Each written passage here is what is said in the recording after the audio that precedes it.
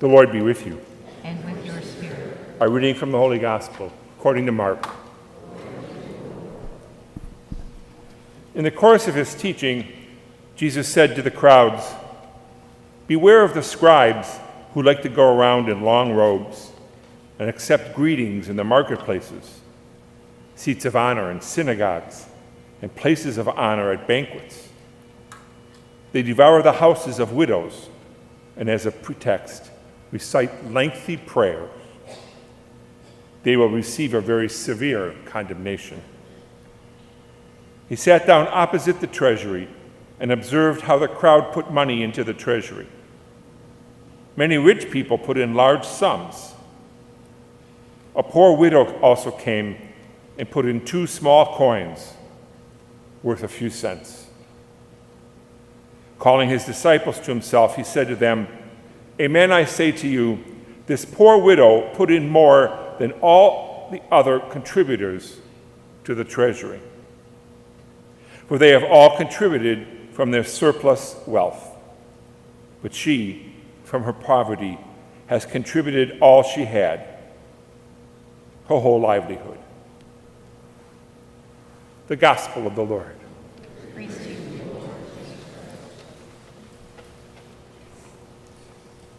A couple of years ago, as a member of the Pine Missionaries, the religious missionary group to which I belong, I attended one of our chapters. A chapter is a big meeting worldwide with a representative from each country.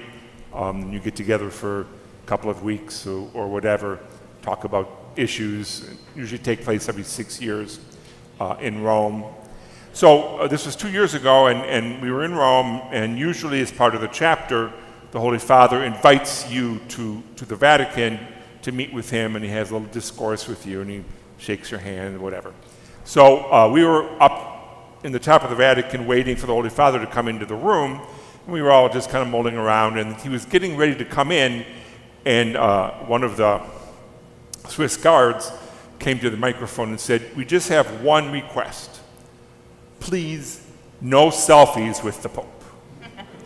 You can take all the pictures you want, but don't ask him to take a selfie with you." And I had been there 20 years ago with Pope John Paul II. There was no pictures in the room at all, nothing. So Pope Francis was much more open, but he didn't want a selfie. And I'm not a selfie person, but I know a lot of people that are. One of the priests in our group loves to take selfies. I call him the selfie king. And especially when he's like with the bishop or with a newlywed couple or something like that, he's always taking a selfie. And I kind of think that selfies are the present day autographs.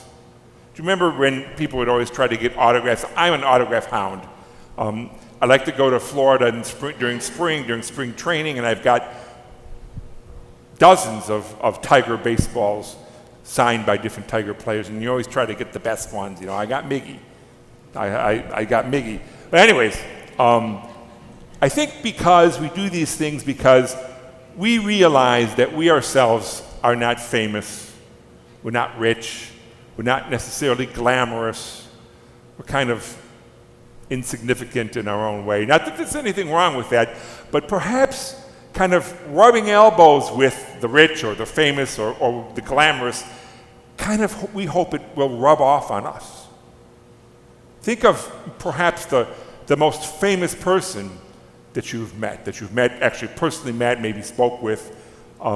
As I said, for me it would be an athlete or perhaps a pope, but it might be a musician or an actor or an actress or a politician or somebody that you really appreciate. And you kind of feel like, man, I kind of wish I have what they have. When actually, deep down inside, we don't really want what they have because in addition to all the glamour and the wealth and whatever, there's probably a lot more heartache and headache as well. Jesus tells us today about the scribes and the Pharisees and those people who like those kinds of positions of authority, and they like to sit in the good seats at the banquet and places of honor at the synagogue and whatever. And then he talks about the old widow who has almost nothing. She has almost nothing, and Jesus is sitting at the entrance to the synagogue, and she throws in 2 small coins, probably all that she had for that day. But she gave not from her excess, she gave from her need. She gave from that little bit of her that she wanted to. And the widow Zarephath, in the first reading, the prophet came to her and said, "Could you please bake me something to eat? Bake me a loaf of bread." She says, "I've only got a little bit of flour and even less oil." But the prophet said, "Don't worry. Give from that little bit that you have. Give from your insignificance. Give from your pettiness and the little bit that we have in our lives." That's what God calls us to do, to be generous from that, not from the excess. I always tell people after Christmas, don't go through your old clothing to give away to the poor. Go through the new stuff that you just got and give that away. Your old stuff will still last. Give from what you don't need, but you think you do. God calls us to be generous. He calls us to be generous like the widow with her 2 coins, like the widow with just a little bit of flour and oil. Use it for others. Don't use just the excess that you have in your life. God calls us in our simplicity and in our insignificance to be compassionate and to be generous.